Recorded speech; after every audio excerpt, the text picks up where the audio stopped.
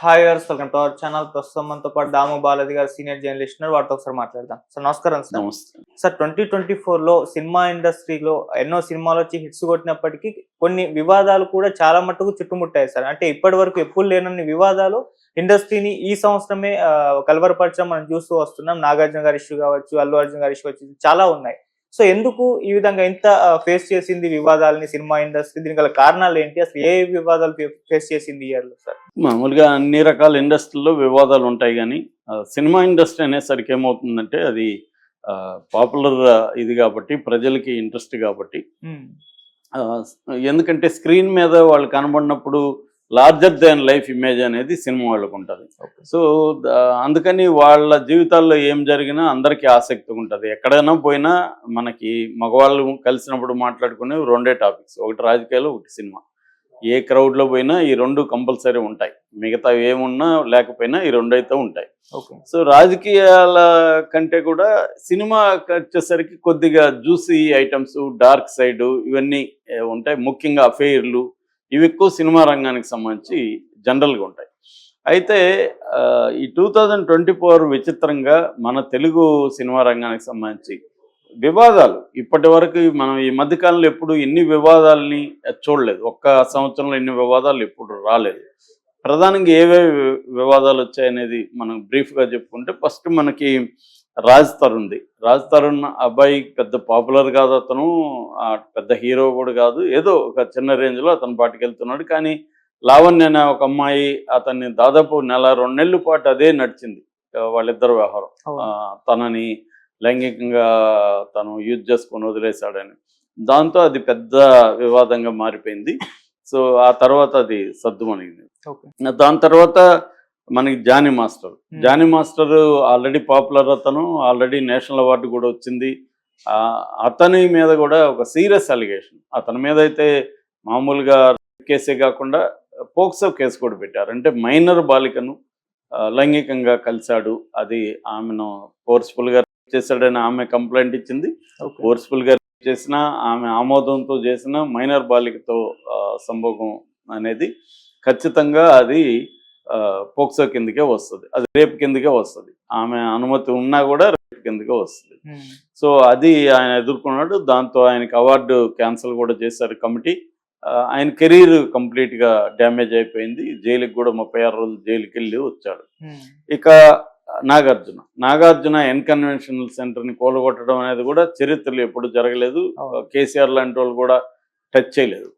అట్లాంటిది రేవంత్ రెడ్డి హైడ్రా పెట్టి నాగార్జున ఎన్కన్వెన్షన్ కూలగొట్టేయడం, దాని మీద ఆయన కోర్టుకు వెళ్ళడం అప్పటికే అయిపోయింది.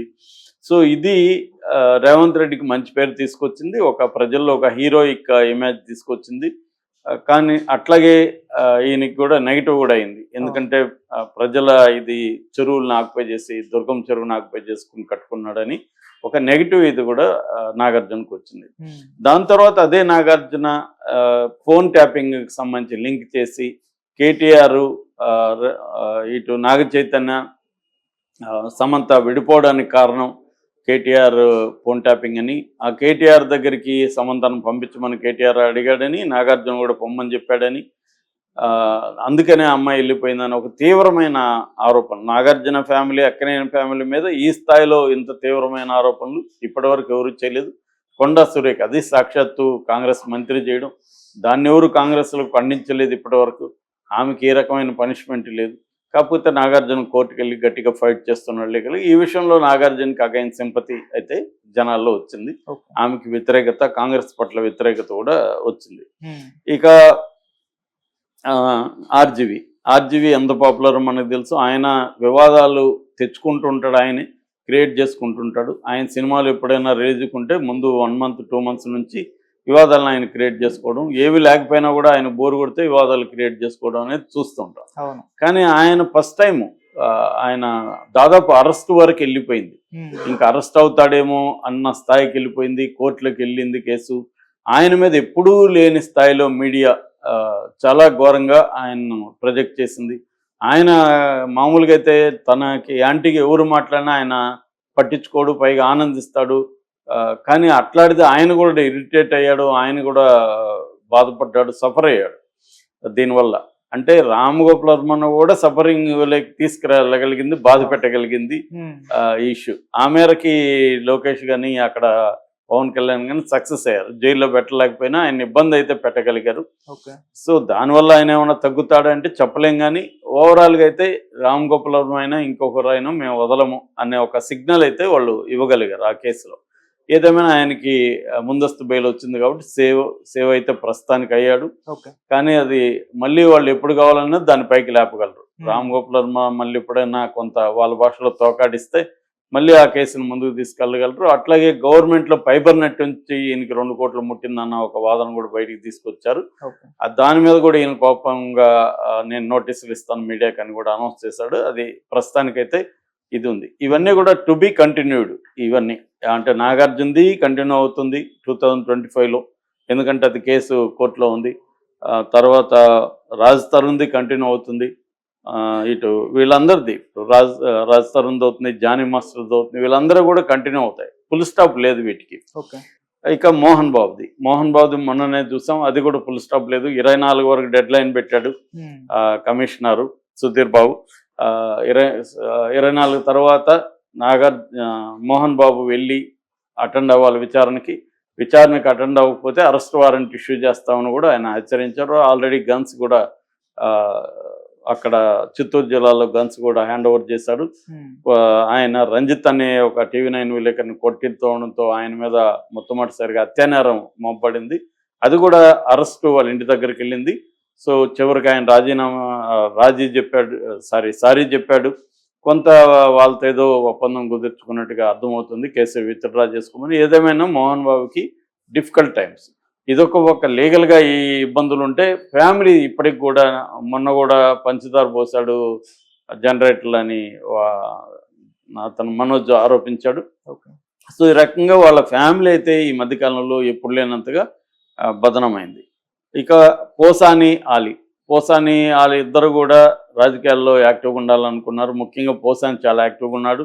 ఆయనకి మంచి పదవి కూడా ఇచ్చాడు జగన్. కానీ అట్లాంటిది తెలుగుదేశం జనసేన దెబ్బకు పోసాని విరమించుకొని అసలు నేను నోరు కుట్టేసుకుంటా, ఇంక నోరే తెరవనన్న పద్ధతిలో ఆయన వెళ్ళిపోయాడు. ఆలీ కూడా సైలెంట్కి వెళ్ళిపోయాడు.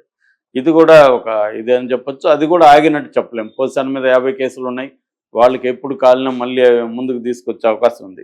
అట్లాగే హేమ డ్రగ్ అండ్ ఈ పార్టీలు రేవ్ పార్టీల ఇది కూడా కలకలం లేసింది. 2-3 సార్లు వచ్చాయి సినిమా ఇండస్ట్రీ మీద. డ్రగ్స్ ఎవరి అయితే వస్తూ ఉంటుంది, కానీ ఒక డ్రగ్స్ కేసులు అరెస్ట్ అయ్యి జైలుకు పోయి ఇచ్చిన పరిస్థితి అయితే ఎవరు లేరు ఇప్పటి వరకు సినిమా, ముఖ్యంగా మహిళలు. సో ఈమె వెళ్ళి రావడం అనేది అదొక ఇది. అట్లాగే పూనం కౌర్ త్రివిక్రమ్ శ్రీనివాస్ మీద డైరెక్ట్గానే ఆమె అతను ఒక లైంగికంగా అత్యాచారం చేశాడన్న పద్ధతిలో ఆమె ఆరోపించింది. కానీ ఫిల్మ్ ఛాంబర్ ఏమో ఆయన కంప్లైంట్ ఇవ్వకుండా ఇలాగ పెట్టడం వల్ల మేము ఎట్లా ఎంక్వైరీ చేయలేం కదా, ఆమె కంప్లైంట్ ఇస్తే రిటర్న్గా మేము దీని మీద చర్య తీసుకుంటాం అనేది ప్రకటించింది. కానీ పూనం కౌరు దానికి సిద్ధంగా ఉన్నట్టు కనబడలేదు. ఆమె ఎంతసేపటికి పవన్ కళ్యాణ్ మీద త్రివిక్రమ్ మీద ఇండైరెక్ట్గా మాట్లాడుతుంటారు తప్ప డైరెక్ట్గా నీకా లేకపోతే నీ ఫ్రెండ్స్కా ఎవరికైనా వీళ్ళ వల్ల అన్యాయం జరిగి ఉంటే వచ్చి కంప్లైంట్ ఇవ్వాలి. ఆ పని ఆ అమ్మాయి చేయట్లేదు. అట్లాగే డైరెక్ట్గా సినిమా ఇండస్ట్రీకి లింక్ లేకపోయినా శ్రీరెడ్డి ఆమె కూడా ఒకప్పుడు సినిమా ఇండస్ట్రీ నుంచి వెళ్ళింది.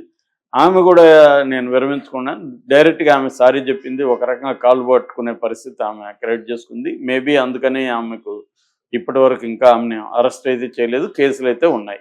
శ్రీరెడ్డి మళ్ళీ ఏమన్నా తోకాడిస్తే శ్రీరెడ్డిని అరెస్ట్ చేసే అవకాశాలు కనిపిస్తున్నాయి. అట్లాగే ఇంకా ప్రభాస్ మీద అర్షద్ వర్షి చేసిన కామెంట్ కావచ్చు, హరీష్ శంకర్ ఇష్యూ కావచ్చు, చోటా కే నాయుడుది కావచ్చు, బండ్ల గణేష్ సినిమా ఇండస్ట్రీ మీద చేసిన విమర్శలు కావచ్చు, రేవంత్ రెడ్డి విషయంలో, ఇవన్నీ కూడా కొంత చిన్న చోట వివాదాలుగా మనం చెప్పుకోవచ్చు.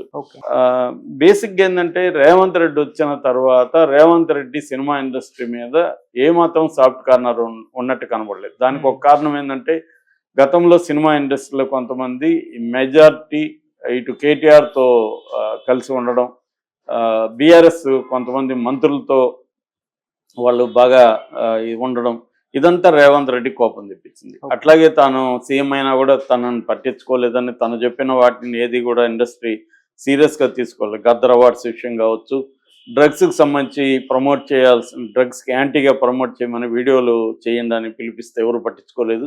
ఇటువంటి విషయాల్లో కూడా రేవంత్ రెడ్డి హర్ట్ అయ్యాడు. అట్లాగే ఆయనకి ఎప్పటి నుంచో కొంత పర్సనల్ ఇష్యూస్ కూడా ఉన్నాయి. మూడవది, సినిమా వాళ్ళని మనం కానీ వదిలితే వీళ్ళు రేపు పొద్దున్న రాజకీయాల్లోకి వెళ్ళి మనకు తలనొప్పిగా మారుతారు, ముందే కట్ చేయాలని ఒక లాంగ్ టర్మ్ వ్యూహం ఉందని చెప్తున్నారు.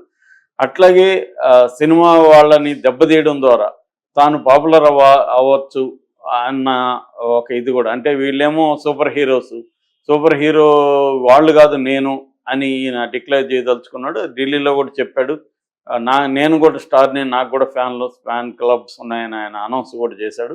సో ఆ యాంగిల్లో కూడా ఆయన అల్లు అర్జున్ను అటాక్ చేసినట్టు కనబడుతుంది. అంటే చివరిగా చివరిలో